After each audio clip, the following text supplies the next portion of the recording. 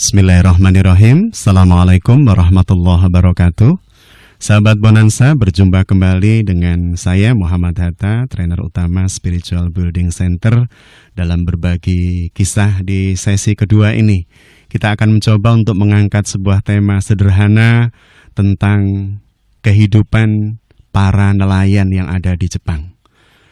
Sahabat Bonanza, kita pasti tahu, kita pasti paham, sering mendengar dari berbagai kisah, melihat di berbagai media, betapa masyarakat di Jepang sangat menyukai makanan-makanan laut yang masih segar dan belum diolah.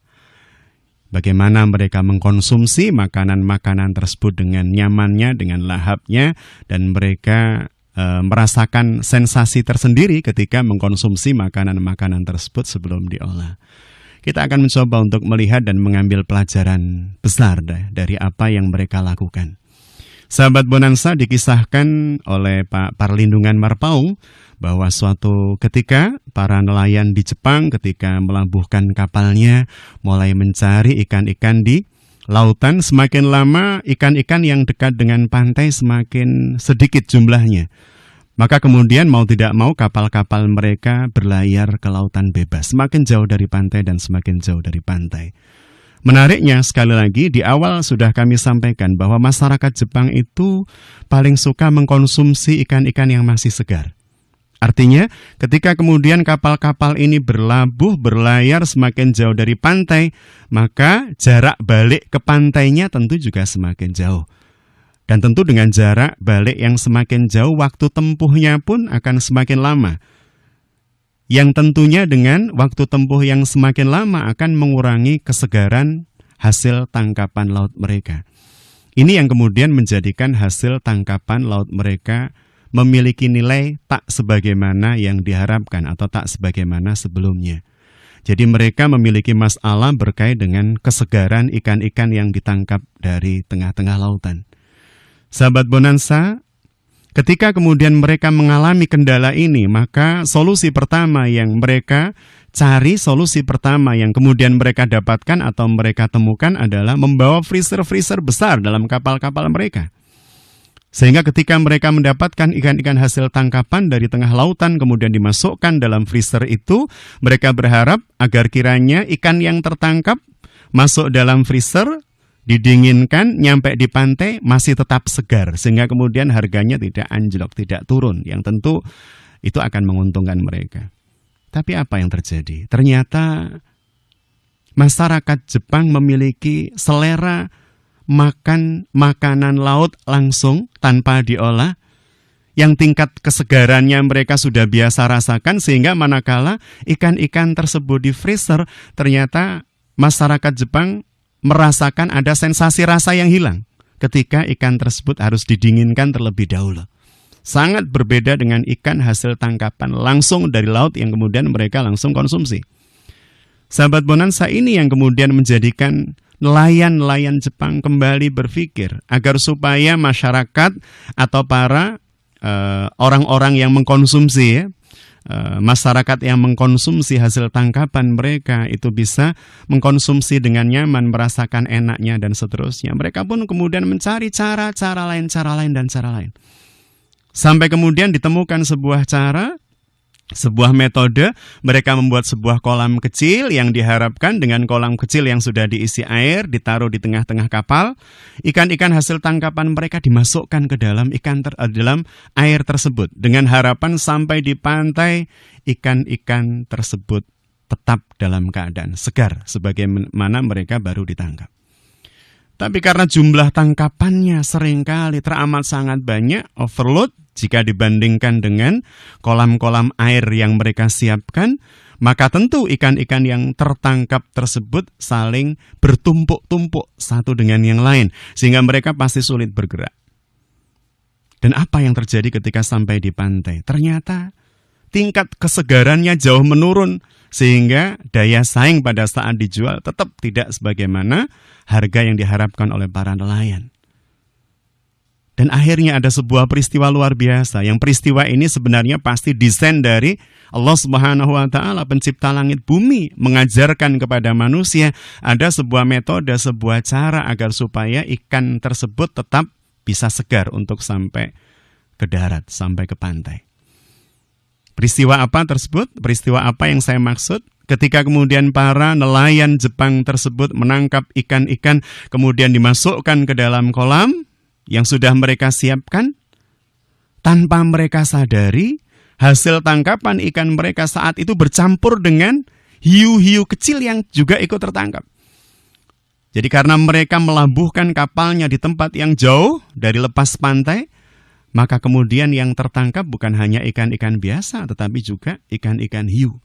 Dan ikan-ikan hiu yang tertangkap oleh jaring mereka tentu bukan hiu-hiu yang besar, tetapi hiu-hiu kecil. Menariknya ketika hiu-hiu kecil tersebut tertangkap bercampur dengan ikan-ikan kecil lainnya, beribu-ribu atau berpuluh-puluh ribu ikan yang lain, bertonton ikan yang lain, ternyata dengan adanya hiu-hiu kecil di dalam kolam tersebut, ikan-ikan yang lain semuanya berusaha untuk menghindari hiu itu. Mereka bergerak agar supaya sejauh mungkin bisa menghindari hiu tersebut. Sehingga apa yang terjadi? Hampir semua ikan bergerak dari mulai mereka tertangkap sampai kemudian bersandar ke pantai. Ikan tersebut terus bergerak menghindari hiu-hiu yang tertangkap bersama dengan mereka.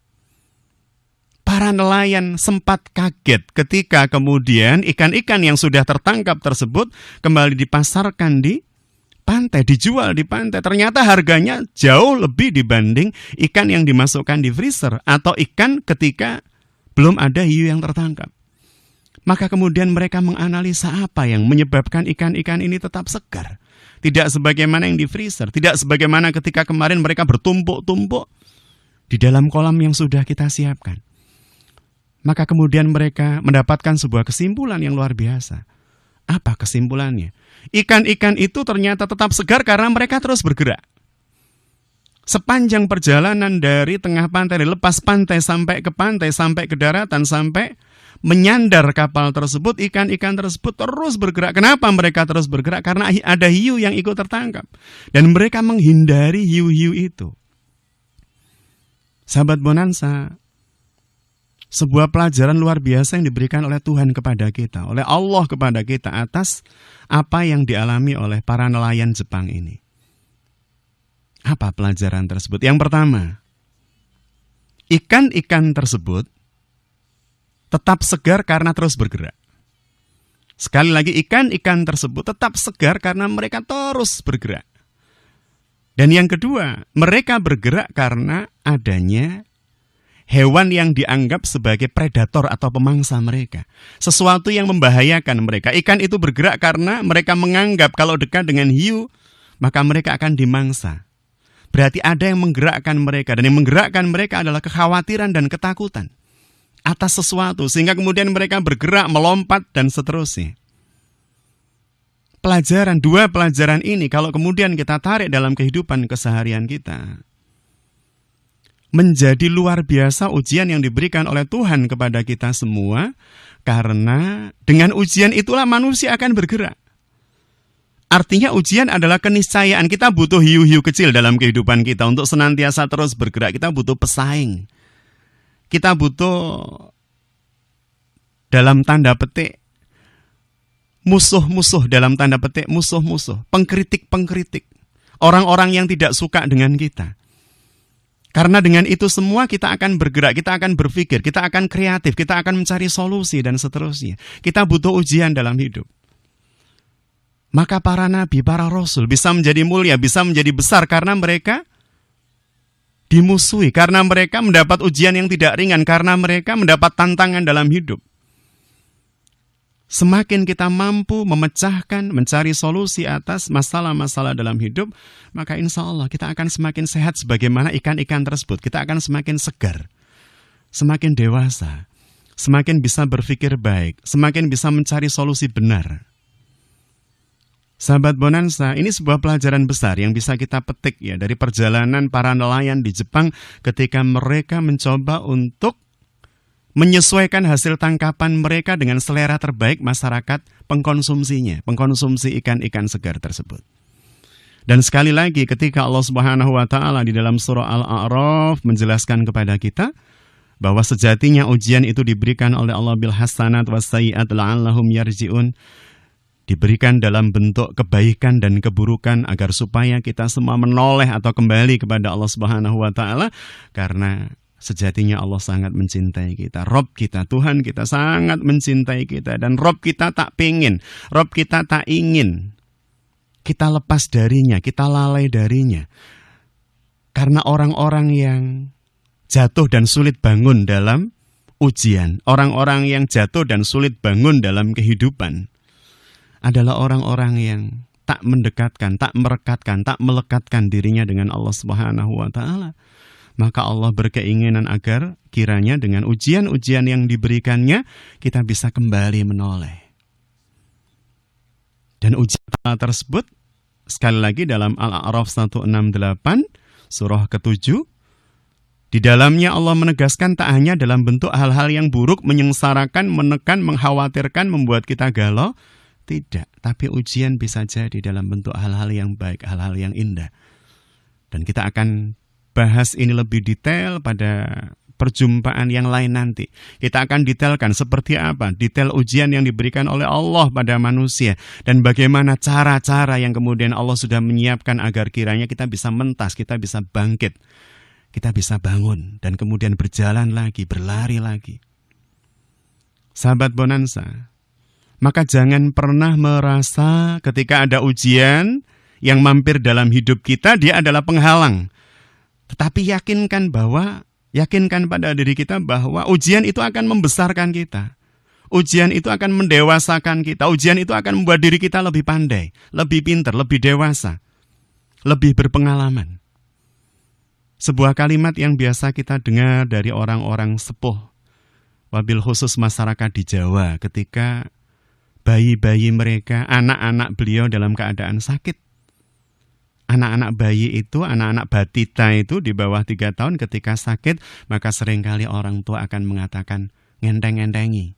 Ngenteng-ngentengi itu maknanya jika dia sudah terlewati, maka ada kepandaian baru yang akan dimiliki oleh si anak. Bisa jadi lebih pintar bicara, lebih tangguh berjalan, bisa berjalan dari merangkak prosesnya dan seterusnya.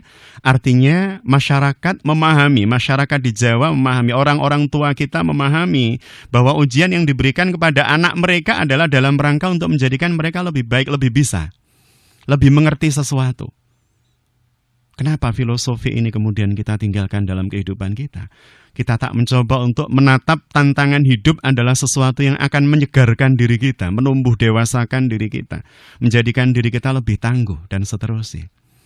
Bahkan dalam sebuah penelitian modern, dokter spesialis jantung yang ada di Eropa, kemudian beberapa orang menyimpulkan jantung-jantung yang seringkali berdegup kencang, dan orang yang mengalaminya bisa memanage dengan baik, ya, jantung berdegup kencang. Ini pasti karena banyak sebab. Takut, khawatir, tertekan, atau yang lain. Tapi ketika sang empunya jantung ini mampu memanage dengan baik masalahnya, sehingga ritme jantung yang berdegup kencang itu kemudian menjadi pelan-pelan teratur kembali, maka jantung yang terlatih seperti ini jauh lebih tangguh dibanding jantung-jantung yang tak pernah terlatih, karena mereka selalu lari dari masalah. Ketika mendapat ujian, mereka lari dari ujian dan tak berusaha menyelesaikan ujian tersebut. Maka jantung orang-orang seperti ini, kata para peneliti dari Eropa, yang secara khusus melakukan penelitian atas kekuatan jantung seseorang dengan elektrokardiograf, ternyata mereka lebih lemah, lebih rapuh dibanding orang-orang yang seringkali berhadapan dengan ujian dan mereka melewatinya dengan sungguh-sungguh, dengan kepercayaan diri bahwa mereka punya potensi yang diberikan oleh Allah Subhanahu wa taala untuk bisa lolos dan lulus dari ujian tersebut. Jadi sahabat Bonansa, jangan lupa setiap ujian akan mendewasakan kita, setiap ujian akan membesarkan kita, dan setiap ujian akan menambah ilmu kita. Terima kasih, sukses mulia. Billahi taufik wal hidayah. Assalamualaikum warahmatullahi wabarakatuh.